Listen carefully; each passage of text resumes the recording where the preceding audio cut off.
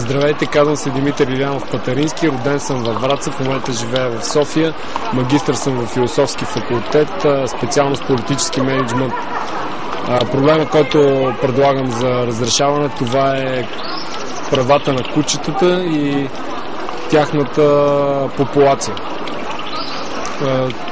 В момента по закон кучетата имат права, но те не се зачитат. Давам веднага един пример. Едно бездомно куче, ако прояви агресия, то винаги бива умъртвявано. Ако едно домашно куче прояви агресия и нахапе случайен минувач на улицата, санкцията за него е парична и тя е по-скоро за неговия стопанин и то винаги отървава кожата.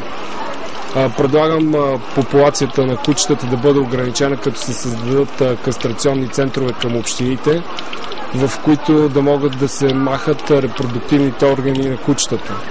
С премахването на репродуктивните органи на кучетата те биват маркирани, след което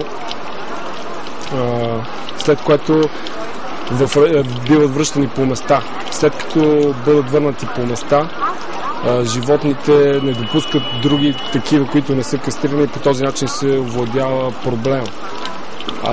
Убиването на животни не води до желания успех, защото когато едно животно бива убивано, то възпроизвежда своя инстинкт за самосъхранение. И при убиването на кучета, първородното раждане на едно куче от женския род, тя ражда от 1 до 3. При положение, че едно убито, на негово място възникват нови 3.